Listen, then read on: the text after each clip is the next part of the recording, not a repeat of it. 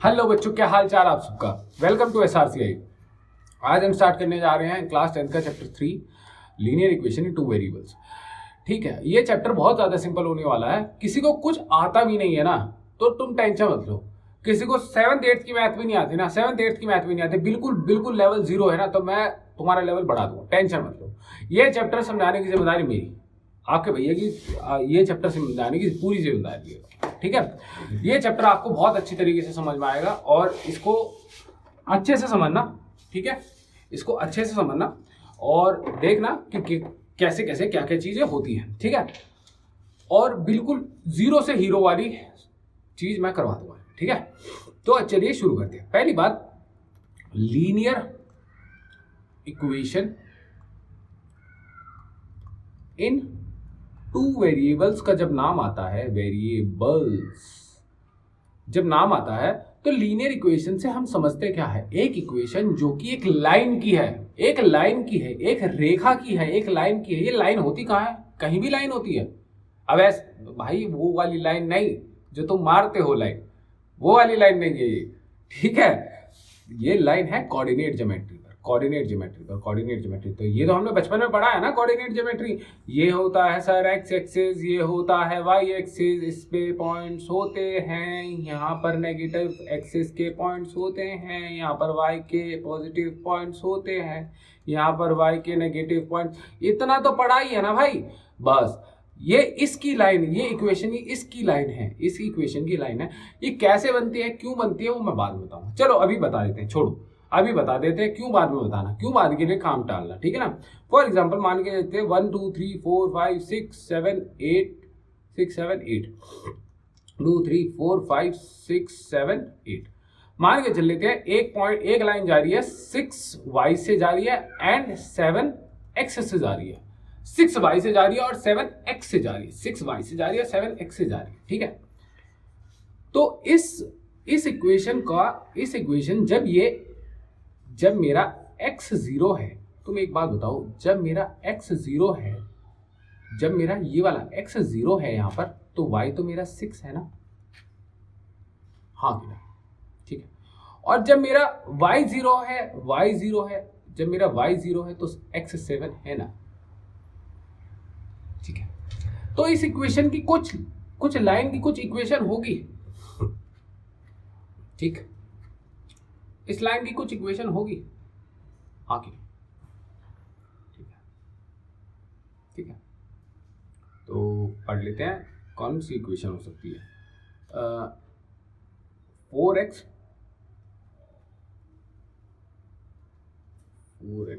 ठीक है, इस लाइन की कोई इक्वेशन होगी, हाँ कि ना। इक्वेशन बाद में बनाने सीखेंगे हम। ठीक है, इस इक्वेशन की for example x plus y की कुछ टर्म्स में कुछ x का कुछ y का प्लस कुछ सॉल्यूशन होगा कि नहीं होगा। ऐसे ही तो होता है, x का कुछ वेरिएबल, x का कुछ प्लस y का कुछ आंसर, इसमें कुछ, हाँ कि ना। ये सिंपल टर्म्स में पढ़ो, पहली बात सिंपल टर्म्स में पढ़ो। ठीक है, अच्छा, जब हम बात करने जाते हैं इक्वेशन की, अगर वन वेरिएबल की बात करें, फॉर एग्जांपल समोसा लेने गई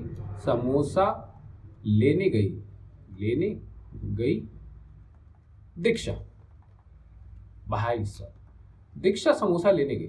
बेचारी दीक्षा बहुत इंट्रोवर्ट है, कुछ बोल नहीं पाती, शर्माती है, पूछने में कुछ झिझकती भी है। ठीक, वो गई और वो 43 रुपए में 3 टमाटो केचप के पाउच और 5 समोसे ले गए 43 में। उससे जितने भी मांगे दुकानदार ने, उसने दे दिए कि भैया कितने हुए, ये लो 50 रुपए का नोट और मुझे पैसे दे दो। ठीक है, 7 रुपए उसे बुला के दिए उसने। तो मैंने पूछा कितने का समोसा, कह रही पता नहीं। मैंने कहा चटनी कितनी, पता नहीं। ठीक है, तो मैंने कहा कि 8x लाई है। क्या लाई है? 8 समोसे लाई है वो, हाँ कि ना, प्लस 3 चटनी के जो 3 रुपए के पाउच थे वो लेके आई है, हाँ कि ना। इतनी बात बताओ, ये जो 3 रुपए के पाउच थे वो लेके आई है, मुझे पता है। क्या मैं समोसे की कॉस्ट निकाल सकता हूँ, हाँ या ना? अगर मैं इस समोसे की कॉस्ट निकाल सकता हूँ, ये इधर जाके माइनस हो जाएगा, 43 - 3 = 8 समोसा, हाँ या ना बताओ। 40 इज इक्वल टू 8 समोसा। एक समोसे की वैल्यू क्या थी? एक समोसे की वैल्यू 40/8, 8×5 ₹5 का समोसा आया। भाई वैसे तो समोसा ₹5 का नहीं आता, हमारे यहाँ तो 14 का कर दिया, 15 का हो गया समोसा। बताओ, ये एक समोसा मैं अपने टाइम पे जब मैं स्कूलिंग डेज में था, मतलब ये मत कहते ना भैया बूढ़ा है, मैं बता रहा हूँ, जब मैं छोटा था तो उस टाइम समोसा ₹6 का आता था। आप बताओ ₹15 का, ये कोई बात, इन्फ्लेशन, ठीक है। अब एक बात समझो कि ये अच्छा लग रहा है क्या? मैथमेटिकल इक्वेशन में अच्छा लगता है क्या? समोसा वमोसा सैंडविच, बट आदमी इक्वेशन सॉल्व करेगा पहले पेट की भूख देखेगा, हाँ या ना? बताओ बताओ। तो क्या मैं इसको 43 is equal to 8x plus 3 रख सकता था और कोने में लिख देता x is equal to samosa? हाँ या ना? हाँ या ना बता दो, तुम्हें ये बात समझ में आती है क्या? ये वैसे ही इक्वेशन सॉल्व होती तब मैं x की वैल्यू निकाल लेता। हाँ इतनी बात। तो ये तो हो गई equation in one variable, equation in one variable.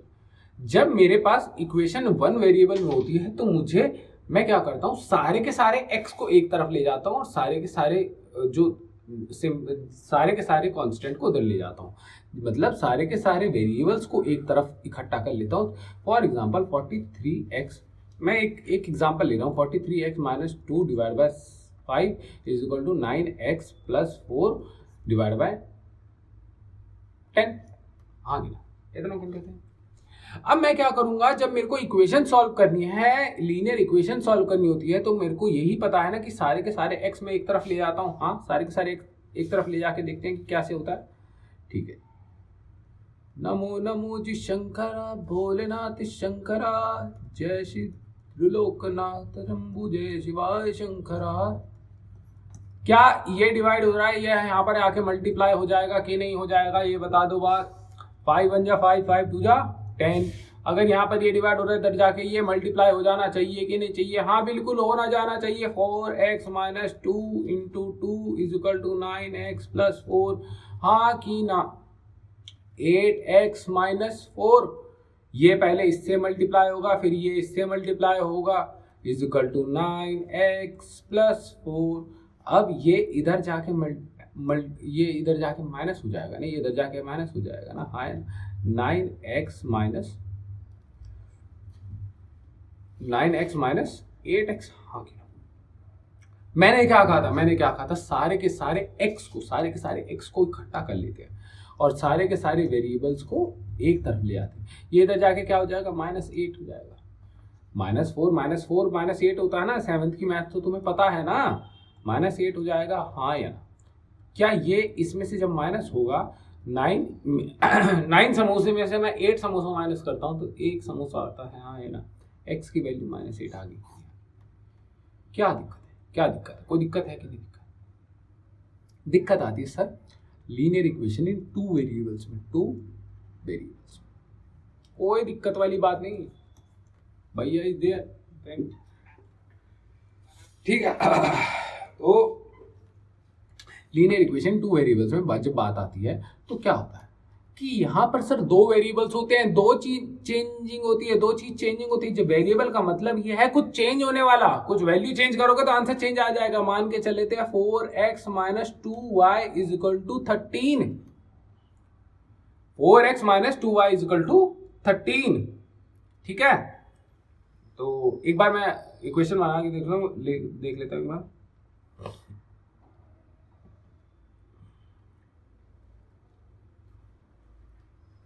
एक बार 13 ना करके इसको 8 कर लेते हैं। ठीक है, और दूसरी इक्वेशन क्या बनी है, 6x प्लस 4y, आंसर क्या आएगा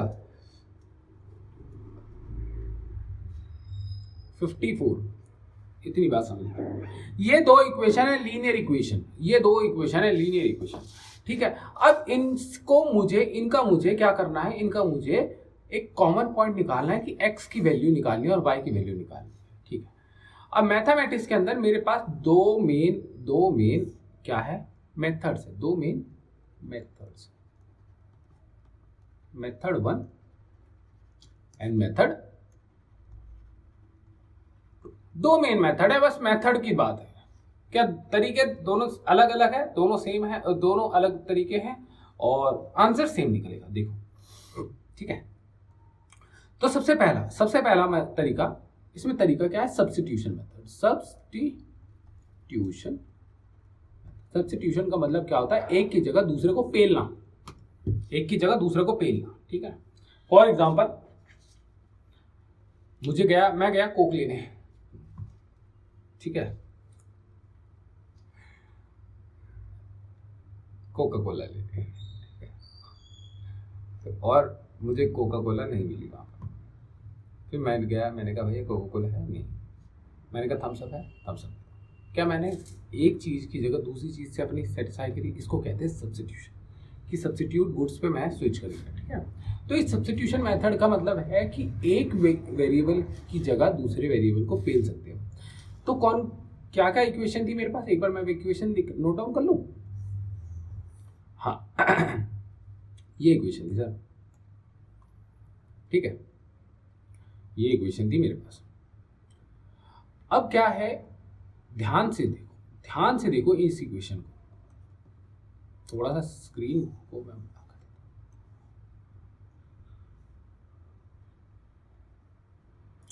हूं। इस इक्वेशन को ध्यान से देखो, मुझे सब्स्टिट्यूशन का मेथड चाहिए। अब बताओ मैं किस में से एक की वैल्यू निकालूं, किस में से सिर्फ एक की वैल्यू निकालनी है, एक की वैल्यू निकालनी है। आप ऊपर वाली इक्वेशन में से निकाल लो, ठीक है, किसी को दिक्कत तो नहीं होगी ना मैं अगर ऊपर वाली इक्वेशन में से निकाल लूं। अगर ऊपर वाली इक्वेशन में से मैं x की वैल्यू निकाल लूं तो किसी को दिक्कत तो नहीं होगी ना। तो ठीक है, मैं ऊपर वाली इक्वेशन में से वैल्यू निकाल लेता हूं। क्या मैं y की वैल्यू फाइंड कर लूं, y की वैल्यू फाइंड कर लेता हूं, ठीक है। तो मैं y की जब वैल्यू फाइंड कर रहा हूं तो ये उधर जाके क्या हो जाएगा, चलो छोड़ो, x की वैल्यू फाइंड कर लेते हैं। ये उधर जाके क्या हो जाएगा, ऐड हो जाएगा, हाँ कि ना। अगर मुझे x सिर्फ अकेला x चाहिए, अकेला x चाहिए तो 4x = 8 + 2y रह जाएगा कि नहीं रह जाएगा, ठीक है। अब यहाँ पर 4 डिवाइड हो रहा है तो मुझे अकेला x चाहिए था, मैंने 4 डिवाइड में कर दिया, किसी को कोई आपत्ति, किसी को दिक्कत, हाँ है। अब मैंने क्या कहा कि x की वैल्यू को मुझे दूसरी इक्वेशन में पेलना है। पहला मेथड, पहली क्या चीज थी, फर्स्ट स्टेप क्या आया मेरे पास, फर्स्ट स्टेप क्या आया कि मैंने एक को अकेला कर दिया, एक को अलोन कर दिया, अकेला कर दिया, ठीक है।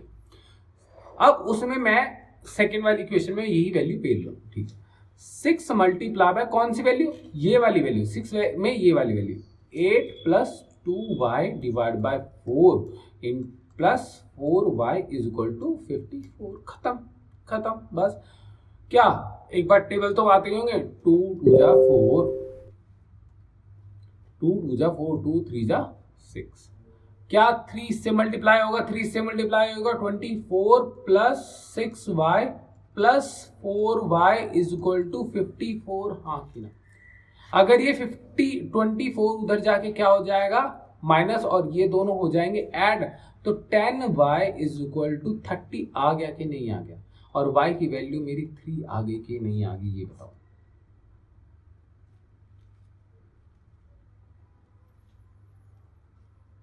इतनी बात समझ में आई। अच्छा, y की वैल्यू 3 आई है तो x की वैल्यू भी कुछ ना कुछ आई होगी, y की वैल्यू 3 आई है तो x की वैल्यू भी कुछ ना कुछ आई होगी, y की वैल्यू 3 आई है तो x की वैल्यू भी कुछ ना कुछ आई होगी। 24 6 + y 10, ठीक है। x की वैल्यू भी निकाल लेते हैं। अब इन दोनों इक्वेशन में से कहीं पर भी y की वैल्यू पुट कर दो। मैं फर्स्ट इक्वेशन में पुट करना चाहता हूँ, कोई दिक्कत है क्या, फर्स्ट इक्वेशन में पुट करना चाहता हूँ, ठीक है, फर्स्ट इक्वेशन में पुट करना चाहता हूँ, ये रही, ये बात है, ठीक है। 4x + 2y = 8, 4x + 2 multiply by y की वैल्यू क्या थी, 3 = 8, 2y था ना यहाँ पर, तो y की वैल्यू क्या डाल, 3, क्या हुआ ये, 3 × 2 = 6 + 4x = 8, 8 में से ये रह जाके क्या हो जाएगा, माइनस 4x रह गया, x की वैल्यू क्या आ गई, 2 / 4, 1/2 आ गई, हाँ। तो मैं क्या लिखूंगा, x की वैल्यू 1/2 और y की वैल्यू 3, इतनी बात। अब मैं बताता हूँ हमने करा क्या है, हमने ये किया क्या है, अरे भाई हमारे पास दो इक्वेशन थी कि नहीं थी? दो इक्वेशन का मतलब दो लाइंस, हाँ या ना? दो इक्वेशन का मतलब दो लाइंस। अब ये जो दो लाइंस आएंगी तो कोऑर्डिनेट ज्योमेट्री पे कैसे दिखेंगी? कोऑर्डिनेट ज्योमेट्री पर कैसे दिखेंगी? अगर मैं कोऑर्डिनेट ज्योमेट्री का ग्राफ बना लूं,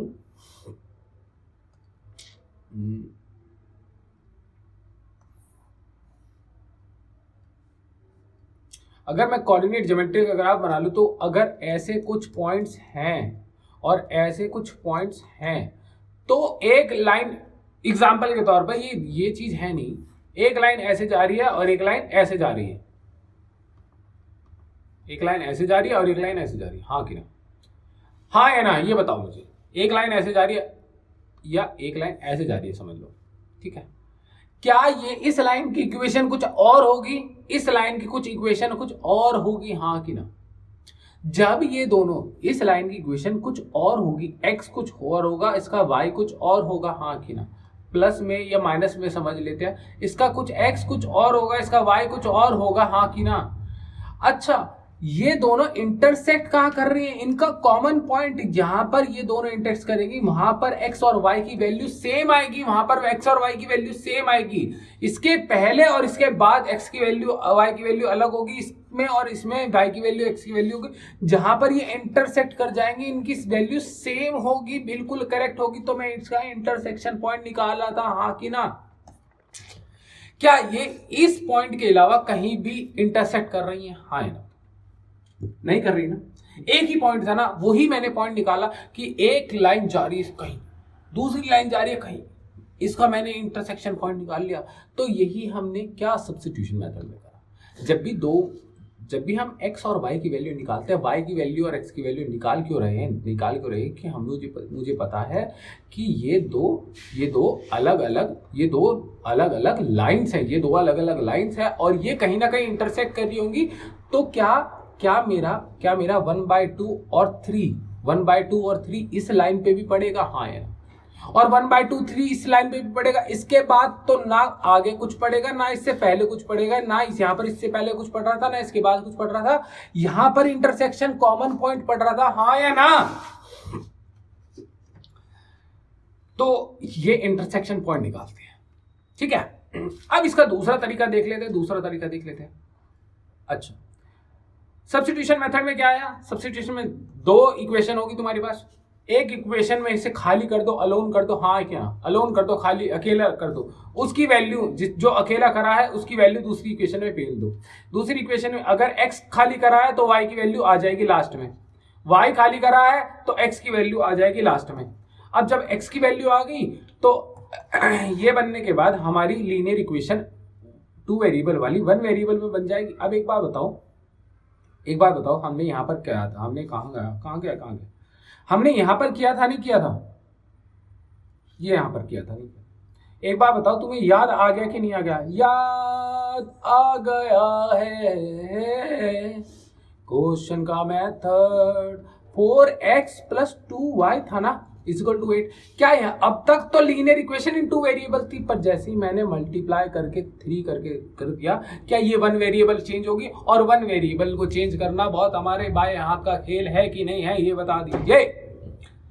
बस सब्स्टिट्यूशन मेथड, बड़े कंफ्यूज रहते हैं बच्चे, क्या सब्स्टिट्यूशन मेथड नहीं आ रहा, बहुत सिंपल है, ठीक है? और इससे भी ज्यादा सिंपल, अगर अत्यंत ज्यादा सिंपल, ब्रह्मांड में ज्यादा सिंपल है, भगवान श्री कृष्ण जी आ जाएं, राम जी आ जाएं, कह दें कि बच्चे इससे भी ज्यादा कुछ सिंपल हो सकता है, तो कहना भगवान जी नहीं, हम पूजा करते हैं, आपकी बात ठीक है, पर इससे सब्स्टिट्यूशन मेथड से ज्यादा इजी तो कुछ हो ही नहीं सकता। ठीक है जी, क्यों नहीं हो सकता? एक बार देखो, मैं फॉर एग्जांपल के तौर पर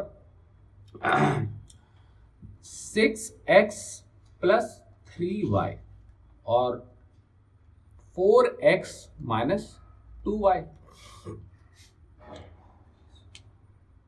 रुको,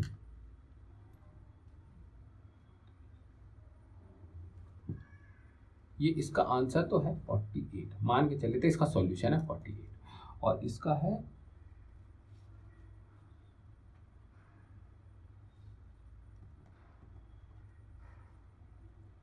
ठीक है, ये इक्वेशन है। अब एलिमिनेशन मेथड क्या कहता है, एलिमिनेशन मेथड क्या कहता है, हम देख लेते हैं एलिमिनेशन मेथड होता है।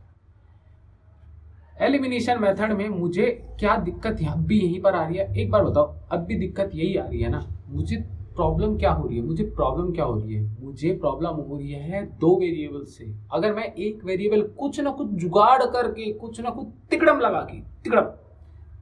के मैं कुछ ना कुछ कैसे ना कैसे इसको टू वेरिएबल से वन वेरिएबल में कर दूं, तो मेरा आंसर यूं आ जाएगा आखिर। या तो मैं ये सेम कर दूं, या तो मैं ये सेम कर दूं, बताओ क्या सेम करूं? चलो दोनों ही सेम करेंगे, एक एक करके। जिसका मैंने एलसीएम लिया, ये 12 कैसे एलिमिनेट होगा? अगर ऐड कर दूंगा तो ये दोनों 24 बन जाएंगे, और माइनस कर दूंगा पूरी इक्वेशन को, अगर मैं माइनस का साइन डाल दूंगा तो ये माइनस होके खत्म हो जाएंगे ना। तो जब मैंने माइनस डाला तो सारे के सारे साइन में चेंज कर लेता हूँ, प्लस माइनस सारे के सारे साइन मैं चेंज कर लेता हूँ। माइनस डालते ही सारे के सारे साइन चेंज हो जाएंगे कि नहीं हो जाएंगे? अब 12 से 12 कटा, 6 + 6 12 y, और इजिकल टू ये 2 7, हाँ 12y इजिकल टू 72। क्या मेरी लीनियर इक्वेशन बन गई कि नहीं बन गई? वन वेरिएबल वाली y की वैल्यू निकल जाएगी 72/12, 12×6 = 72। अगर y की वैल्यू आ गई तो x की वैल्यू तो अब निकाल लोगे, वही सब्स्टिट्यूशन वाला मेथड, y की वैल्यू किसी में भी पेल दो, कोई भी इक्वेशन में पेल दो, आंसर आ जाएगा हाँ या ना।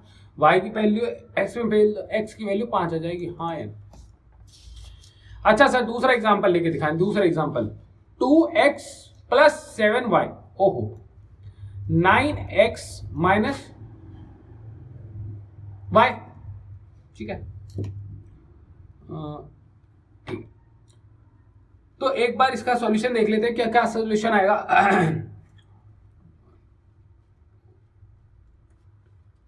16 7। अब सेकंड वाली इक्वेशन में मैं इनका एलसीएम लेना चाहता हूँ, 7 और 1 का एलसीएम क्या होता है भाई? 7। तो मेरे को इससे ऊपर वाली इक्वेशन को किसी से मल्टीप्लाई करना होगा क्या? नहीं, जरूरत नहीं है, तो पहले से 7 है, इसको 7 से मल्टीप्लाई करना होगा, कर दूं हाँ कि ना। अब ये इससे मल्टीप्लाई होगा, ये इससे मल्टीप्लाई होगा, और वापस ये भी इससे मल्टीप्लाई होगा। क्या रिवाइज इक्वेशन लिख दो, 9 7 63 -7y = 49, हाँ कि ना। और ऊपर वाली इक्वेशन वापस ऐसे की ऐसे लिख दूं, हाँ लिख दो, 2x - 7y + 7y = 16। अब एक बात बताओ, ये प्लस करके हटेंगे या माइनस करके? अगर माइनस कर दिया तो ये भी तो माइनस हो जाएगा, प्लस का साइन माइनस हो जाएगा, और माइनस माइनस प्लस हो जाते हैं, ऐड हो जाएंगे, और -49 ऐड हो जाएगा, हाँ या ना। तो अगर मैं इक्वेशन को ऐड कर दूंगा तो मेरा सॉल्यूशन निकल सकता है, हाँ कि ना? हाँ कि ना, सही बताओ। तो मैंने अगर इक्वेशन को ऐड कर दिया तो ये खत्म हो जाएंगे, तो 65x = 65 आ गया कि नहीं आ गया? x की वैल्यू क्या आई मेरी? 1 आई। अगर मेरी x की वैल्यू 1 आ जाती है तो मैं किसी भी अब तुम दोनों में से किसी भी इक्वेशन में पेल सकते हो। अच्छा मैं इस सेकंड इक्वेशन में डालना चाहता हूँ, 9 × 1 - y = 7। आगे ये माइनस का y उधर जाके प्लस का हो जाएगा, प्लस का साइन इधर जाके माइनस का हो जाएगा, 9 - 7 = y 2, y की वैल्यू खत्म। सब्स्टिट्यूशन मेथड आया कि नहीं आया? तो ये क्या कर रहे थे हम? सर ये क्या कर रहे थे हम? कुछ नहीं, कोऑर्डिनेट ज्योमेट्री पर जब दो लाइन इंटरसेक्ट होके जाती है तो हम इनका कॉमन पॉइंट निकालते हैं, उसको कहते हैं लीनियर इक्वेशन टू वेरिएबल का एक इंटरसेक्शन पॉइंट निकालना, ठीक है। सर मैंने कहा हाँ। सर ग्राफिकल मेथड से भी बताओ। भाई नहीं यार, ग्राफिकल मेथड से भी बताओ। नहीं सर, ग्राफिकल मेथड का क्वेश्चन है हमारे में, ग्राफिकल मेथड से भी करो। क्या इसके आंसर तुम्हें रटे पड़े हैं? इस इक्वेशन के आंसर तुम्हें रटे पड़े हैं, हाँ कि ना? ठीक है, तो मैं इसको इक्वेशन को उठा लेता हूं, कोई दिक्कत नहीं। अब मैंने इस इक्वेशन को उठा लिया है तो तुम्हें आपत्ति नहीं होनी चाहिए। अब मैं इन ग्राफिकल मेथड देख रहे हैं, ग्राफिकल मेथड से देख रहे हैं, जो तुम्हारे में ग्राफिकल मेथड है, ठीक है, आपत्ति नहीं होनी चाहिए तुम्हें, ठीक है। अब मैं इसमें से चुपचाप साइड में मैं 2 पॉइंट निकालूंगा। एक लाइन 2 पॉइंट से बनती है, ये बात मत बोल देना, ये बात इनका वो मना मत कर देना कि ये 2 पॉइंट है और ये 2 पॉइंट के बिना लाइन नहीं बनेगी, 2 पॉइंट निकालने पड़ेंगे, हर लाइन के 2 पॉइंट होते हैं, हाँ कि ना। भाई तुम सीधी लाइन मारोगे भी तो एक तो पॉइंट तुम हो गए, तो किसी में मारोगे तो लाइन तो जानी चाहिए ना, हाँ या ना। समझ रहे हो कि नहीं समझ रहे बात? ठीक है, नहीं समझे तो पोगो देखो। ठीक, अब क्या है कि अगर मैंने x और y पॉइंट निकाल दिया है, x और y पॉइंट निकाल दिया है, तो मैं एक बार x को 0 रख लूंगा, एक बार मैं y को 0 रख लूंगा, एक बार x को 0 रख लूंगा, एक बार y को 0 रख लूंगा, बस इतनी सी बात है। अगर मैंने इसमें इस इक्वेशन में x को 0 रख दिया, इस इक्वेशन में मैंने x को 0 रख दिया, तो ये तो 0 हो गया, प्लस 7y इक्वल टू 16। 16 की वैल्यू क्या, y की वैल्यू क्या होगी, 16/7, हाँ कि ना। इतनी बात समझ में आई। 16 की वैल्यू क्या हो जाएगी, 16/7, y की वैल्यू हो जाएगी 16/7। अगर मैंने y को 0 रख दिया तो x की वैल्यू 8 हो जाएगी ना, y की वैल्यू 0 हो गई रख दी, तो x की वैल्यू मेरी 16 + 2x, अब ये 2 इधर जाके डिवाइड हो जाएगा, तो क्या मेरी x की वैल्यू 8 आ जाएगी ना, हाँ या ना। इतनी तो बात पता है। अच्छा, अगर मेरी x की वैल्यू 0 है तो y की वैल्यू -7 हो गई कि नहीं हो गई, और अगर y की वैल्यू 0 रखी है, मैंने y की वैल्यू 0 रखी है, तो x की वैल्यू क्या होगी, 7/9 हो गई कि नहीं हो गई। तो x की वैल्यू मेरी 7/9 होगी कि नहीं होगी। अगर मैंने y की वैल्यू 0 रखी है 9x, तो क्या मेरी y की वैल्यू 7/9 होगी कि नहीं होगी, ये बताओ। ठीक है, तो मेरी y की वैल्यू 7/9 होगी, हाँ या ना। बस अब इन 4 पॉइंट्स को तमीज में अगर हम प्लॉट कर दें तो काम बन सकता है। अरे 100% बन सकता है, टेंशन नहीं लेने का। सही बोलता रे पटेल अजय सिल जाएगा, जो चाहा वो मिल जाएगा, भी मार्क्स आएंगे रे छोटे, अच्छा खासा हिल जाएगा। रोने का नहीं, हंसने का नहीं, रोने का नहीं, थकने का नहीं, हंसने का तो है, रोने का नहीं, थकने का नहीं, लाइफ में चलते रहने का रे, लाइफ में चलते रहने का रे, भेजा क्यों तड़पाने का रे, सही बोलता रे सही बोलता।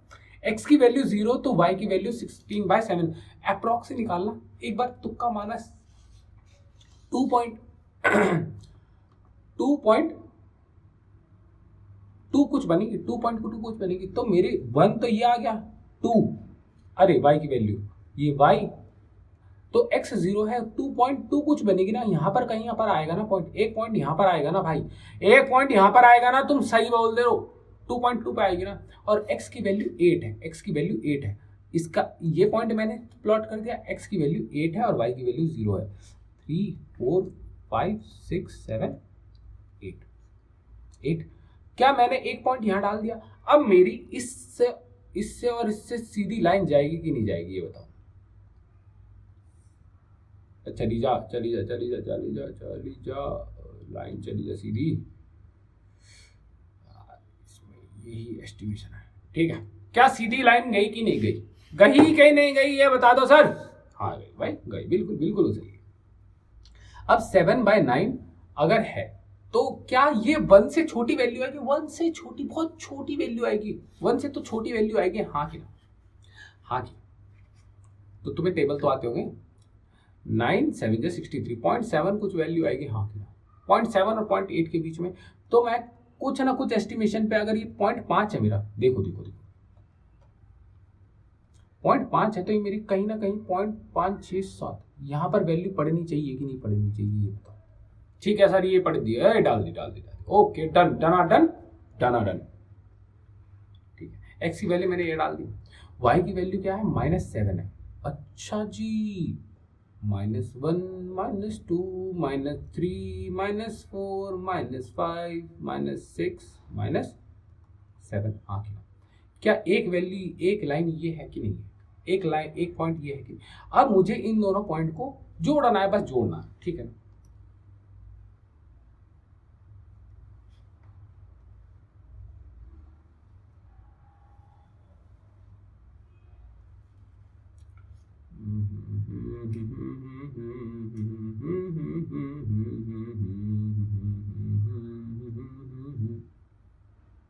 पटेला जी मिल जाएगा, जो चाहा वो मिल जाएगा। क्या मेरा पॉइंट आया रे छोटे, क्या इंटरसेक्ट कर गया? अब पॉइंट बता, क्या ये वन आया कि नहीं आया? एक्स मेरा वन आया जी, आया जी आया, हाँ जी। क्या मेरा वाई टू आया, हाँ कि ना? क्या मेरा इंटरसेक्ट पॉइंट करा, क्या हाँ जी ना? तो एक बात बताओ, ये जो मेरा इंटरसेक्शन पॉइंट आया है, इंटरसेक्शन पॉइंट आया 1 और 2, तो आप ये बताओ क्या मेरा आंसर यहां पर भी 1 और 2 आया था? कहां गया? अरे क्या मेरा y की वैल्यू 2 आई थी और यहाँ पर x की वैल्यू 1 आई थी? हाँ कि ना?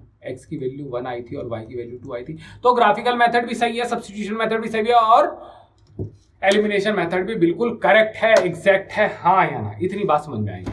अब बस एक लास्ट कॉन्सेप्ट समझ लेते हैं, यूनिक सॉल्यूशन, नो सॉल्यूशन और इनफाइनाइट मैनी सॉल्यूशन का कॉन्सेप्ट समझ लेते हैं। क्या सर हमारी लीनियर इक्वेशन 2 वेरिएबल के क्या मतलब था? लीनियर इक्वेशन 2 वेरिएबल का मतलब सर ये था कि जब भी कोऑर्डिनेट ज्योमेट्री पर दो लाइन इंटरसेक्ट होंगी तो हमारा कोई ना कोई पॉइंट आएगा कि नहीं आएगा? हाँ सर आएगा, आएगा, बिल्कुल आएगा। अब एक बात बताओ, कहां गया?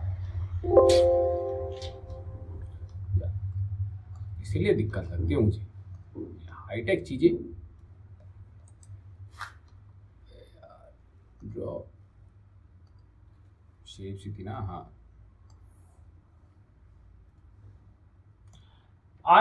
या एक कोऑर्डिनेट ज्योमेट्री का मैं मान के चल लेता हूँ ग्राफ है। अगर मैं मान के कहूँ कि अगर एक लाइन ऐसे जा रही है और दूसरी लाइन ऐसे जा रही है तो कहीं ना कहीं इंटरसेक्ट हो रही होगी। कितने सॉल्यूशन है, कितने कितने कितने सॉल्यूशन दे दिए इन्होंने, कितने सॉल्यूशन दे दिए इन्होंने? ये बता दो मुझे, सिर्फ ये बता दो कितने सॉल्यूशन दे दिए इन्होंने। क्या इसकी इक्वेशन अलग होगी ना और इसकी भी इक्वेशन अलग होगी? हाँ या ना? हाँ या ना बता दो। इसकी इक्वेशन अलग होगी तो इनका सिर्फ एक एक्स और वाई का पॉइंट आएगा, जो मैंने एक्स और वाई का पॉइंट 3 मेथड से निकाला, graphical method, elimination method, substitution method से। तो इनका सिर्फ एक ही मेथड आया, एक ही आंसर आया ना, एक्स और वाई का पॉइंट आया। तो इसका क्या कहते हैं? इसको कहते हैं यूनिक सॉल्यूशन। एक अकेला सॉल्यूशन, एक यूनिक आदमी, ठीक है, यूनिक पॉइंट। अब एक बात बताओ, क्या मैंने एक पैरेलल लाइन ड्रॉ कर दी, अब ये बताओ कहां पर इंटरसेक्ट हो रही है? तो इस सॉल्यूशन को क्या कहूंगा? No solution. हाँ कि ना? नो सॉल्यूशन, ठीक। इस नो सॉल्यूशन, बस इसकी लाइन क्या होगी? इसकी लाइन कुछ नहीं, इसकी मल्टीपल में होगी। अगर मान लिया 4x plus 3y plus 4x plus 3y is equal to 19 है, ये 19 है, तो ये क्या होगा? 8x plus 6y is equal to 38 हो सकता है। हाँ कि ना? क्या मतलब? कुछ मल्टीप्लाई में अगर इसको 2 से मल्टीप्लाई करूंगा तो ये वैल्यू आ जाएगी। तो ये जो फिगर का गैप होगा ना, ये टेक्निकल एनालिसिस बता रहा हूं कि अगर ये दो फिगर का, ये 2 पॉइंट का ही गैप होगा, हमेशा यहां पर भी 2 पॉइंट का गैप होगा, यहां पर भी 2 पॉइंट का गैप होगा, यहां पे 2 पॉइंट का गैप होगा। ब्रह्मांड के आखिरी कोने तक अगर यहां से लाइन खींचना और ब्रह्मांड के समय के अनंत तक जा रही है तो ये पैरेलल लाइन ये जुड़ेगी नहीं, और आखिरी में भी ये 2 पॉइंट का गैप ही रखेगी। हाँ, इसका मतलब होता है नो सॉल्यूशन। अच्छा, इक्वेशन देख के कैसे पता लगाएंगे? 2x plus 3y is equal to 17 है, तो इसके ही मल्टीपल में कुछ ना कुछ इक्वेशन आएगी, इसके ही मल्टीपल में कुछ ना इक्वेशन आएगी। 4x plus 6y is equal to 34 हो सकता है। इसको कह सकते हो, इस सॉल्यूशन को, इस इक्वेशन को देख के आंख में आंख डाल के कह सकते हो, आंखों में आंख डाल के, कि इसका मल्टीपल 4 है, इसका मल्टीपल 2 में है, और पूरी इक्वेशन इंक्लूडिंग ये लास्ट का आंसर भी चेंज हो रहा है। तो ये क्या है? नो सॉल्यूशन वाली इक्वेशन है, ठीक है। अब लास्ट चीज बताता हूं, चैप्टर खत्म हो जाएगा, ठीक है। इसके बाद हम क्वेश्चन देख लेंगे, क्वेश्चन अगली नेक्स्ट पार्ट में हम देख लेंगे, ठीक है। अब एक बात बताओ कि एक लाइन जा रही है, फॉर एग्जांपल ये एक लाइन जा रही है, ऊपर से ही दूसरी लाइन जा रही है। पटेला जी मिल जाएगा, जो चाहा वो मिल जाएगा, तेरे दिन आएंगे रे छोटे। क्या ये बताओ, अब कितने इंटरसेक्शन पॉइंट है? अनगिनत गिन सकते हो क्या? पता ही नहीं लग रहा। यहाँ भी इंटरसेक्ट है, यहाँ भी इंटरवेल, सारी जगह इंटरसेक्ट कर रही आ रही है। तो क्या है, इनफाइनाइट मैनी सॉल्यूशन होगा कि नहीं होगा भाई? अब एक बात बताओ, तुम्हें देखने से ही नहीं पता लग रहा क्या? तुम्हें देखने से ही पता लग रहा क्या दोनों की लाइन की इक्वेशन सेम है? दोनों लाइन की जब इक्वेशन सेम होती है तो आंसर भी सेम होता है कि नहीं होता? होता है कि नहीं? बिल्कुल सही, ठीक है। तो बच्चों कोई बात नहीं, ये थोड़ा सा मोड होता है पढ़ाने का। ठीक है, तो ये लेक्चर खत्म हो गया है। अच्छे से अगले पार्ट, अगर जिसको भी क्वेश्चन में दिक्कत आ रही होगी वर्ड प्रॉब्लम में, कि कैसे वर्ड प्रॉब्लम की ट्रिक मैं बताऊंगा आपको।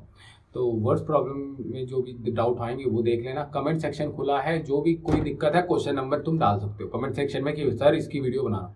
एनसीईआरटी में फलाना फलाना क्वेश्चन है, आर डी शर्मा में है, आर एस अग्रवाल में है, कोई भी तुम बुक रेफर कर रहे हो, तुम सीधे क्वेश्चन का पेज नंबर डालो, क्वेश्चन नंबर डालो, मैं अपना आप देख लूंगा, मैं अपना आप वीडियो बना लूंगा, टेंशन की कोई बात नहीं। टेलीग्राम ग्रुप ज्वाइन कर लो, वहाँ पर नोट्स मिल जाते हैं, अपडेट्स आ जाती हैं सारी की सारी। ठीक है, और थोड़ा बहुत चैनल्स को सब्सक्राइब कर लो अगर वीडियो ठीक ठाक लगी। ठीक है, बाकी मौज लेते रहो, मस्ती करते रहो। ठीक है, रिवीजन भी, पढ़ाई भी करते रहो, मौज मस्ती अकेली नहीं करनी, मौज लो जिंदगी में। ठीक है।